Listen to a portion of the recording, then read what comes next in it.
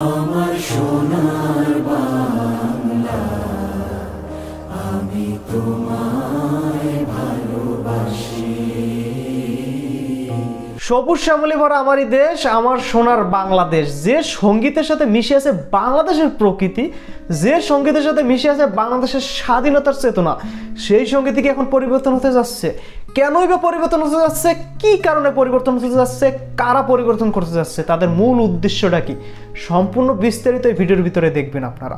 তো তার আগে আমরা একজন মুক্তিযুদ্ধের মুখে এই সঙ্গীত সম্পর্কে একটু জেনে নিই। যে জাতীয় সঙ্গীত পরিবর্তন করা উচিত, তাদেরকে বলবো যে তাহলে আরেকবার দেশটা স্বাধীন করা উচিত, তো দেশটার নামটাও বদলানো উচিত আমার মনে হয়। আচ্ছা, এবারে আসেন আমাদের যে মধুর জাতীয় সঙ্গীতটি, এই মধুর জাতীয় সঙ্গীতটি কেন পরিবর্তন করতে চাচ্ছেন?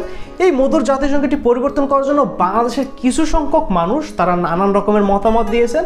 তার ভিতরে নাম্বার 1 হলো আমাদের যে জাতীয় সঙ্গীতটি যিনি গাইছেন তিনি হলেন রবীন্দ্রনাথ ঠাকুর। তো উনি কোনো বাংলাদেশের নাগরিক না, উনি হলেন ভারতের নাগরিক। তো তারা চাচ্ছে যে আমাদের দেশেরই যেহেতু সঙ্গীত, আমাদের দেশেরই যেহেতু জাতীয় সঙ্গীত, তো আমাদের দেশের কোনো কবির এটা হতে হবে, বা আমাদের দেশের কোনো কবি এই দেশ নিয়ে একটা জাতীয় সঙ্গীত তৈরি করবে।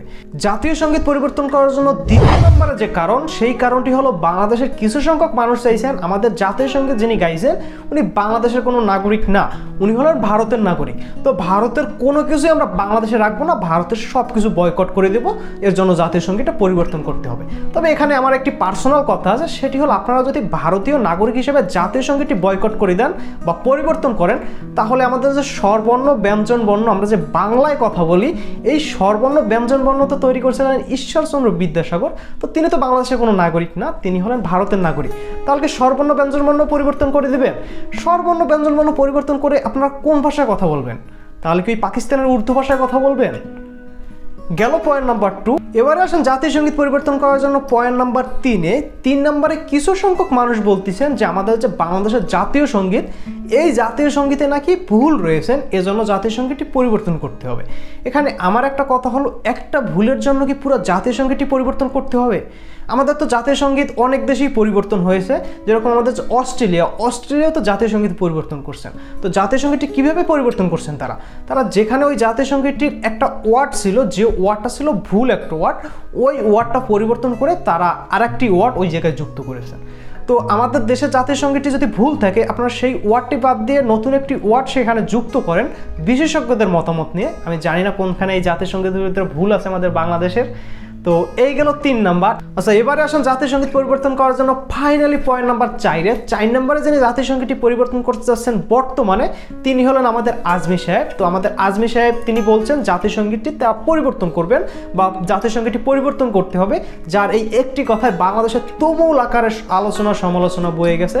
বা বিভিন্ন জায়গায় আপনি দেখবেন যে বিভিন্ন শ্রেণী পেশার মানুষ তারা এই জাতীয় সঙ্গীতটি যেন পরিবর্তন না হয় এজন্য আন্দোলন করতেছে বা জমা হচ্ছে, লোকজন জড়ো হচ্ছে। এটা নিয়ে বিভিন্ন রকম এখন বর্তমানে ফেসবুকে, সোশ্যাল মিডিয়ায় বিভিন্ন রকম আন্দোলনও চলতেছে। তো তিনি কেন বলছিলেন এই জিনিসটা আমরা একটু তার মুখেই শুনিনি। জাতীয় সঙ্গীত আমি আপনাদের দৃষ্টি আকর্ষণ করতে চাই। 1905-এর বঙ্গভঙ্গ রদের জন্য এটা রবীন্দ্রনাথ লিখেছিল, আমার সোনার বাংলা আমি তোমায় ভালোবাসি। এই জাতীয় সঙ্গীত দুই বাংলা এক করার জন্য জাতীয় সঙ্গীত। আচ্ছা, আপনারা তো এবার প্র্যাকটিক্যালে শুনলেন, তিনি বলতেছেন যে বাংলাদেশ দুই বাংলা এক করার জন্য এই জাতীয় সঙ্গীতটি রবি ঠাকুর গাইছিলেন, যার কারণে জাতীয় সঙ্গীতটি পরিবর্তন করতে হবে। তো বিভিন্ন মানুষের বিভিন্ন রকমের কারণ কিন্তু তারা তুলে ধরেছে। আচ্ছা, এবারে আসেন ফাইনালি আমাদের বাংলাদেশ থেকে কি সত্যিই জাতীয় সঙ্গীতটি পরিবর্তন হতে যাচ্ছে? দেখেন, এই জাতীয় সঙ্গীতটি পরিবর্তন হওয়ার ইতিহাস শুধু এই একবারই না, এর আগেও বহুবার হয়েছে। আগেও অনেক গুণী জ্ঞানী ব্যক্তিরা এইরকম জাতীয় সঙ্গীতটি পরিবর্তন করবে এর জন্য বিভিন্ন রকমের কথাবার্তা বলছেন বা বিভিন্ন রকমের স্টেটমেন্ট দিচ্ছেন। তো তখন কিন্তু হয়নি। আগেও মেবি 4 বার এইটি নিয়ে আন্দোলন হয়েছিল বা 4 বার তারা স্টেটমেন্ট দিছিল যে জাতীয় সঙ্গীতটি পরিবর্তন করতে হবে এই কারণগুলো দেখিয়ে, কিন্তু জাতীয় সঙ্গীত পরিবর্তন হয়নি। জাতীয় সঙ্গীত কিভাবে পরিবর্তন হবে আপনারা একটু বলেন। যে সঙ্গীত আমাদের মনে প্রাণে, যে সঙ্গীত আমাদের মস্তিষ্কে গেঁথে গেছে, ওই সঙ্গীত কি আদৌ পরিবর্তন করা সম্ভব? ওই সঙ্গীত যদি পরিবর্তনও হয় তাহলে ওইটা মুখে পরিবর্তন হবে, কিন্তু আমাদের মনে হয় না যে মস্তিষ্কে পরিবর্তন হবে। কারণ ওই সঙ্গীতের সাথে মিশে আছে বাংলার বৈচিত্র্য, ওই সঙ্গীতের সাথে মিশে আছে বাংলাদেশের ইতিহাস, ওই সঙ্গীতের সাথে মিশে আছে বাংলাদেশের স্বাধীনতা।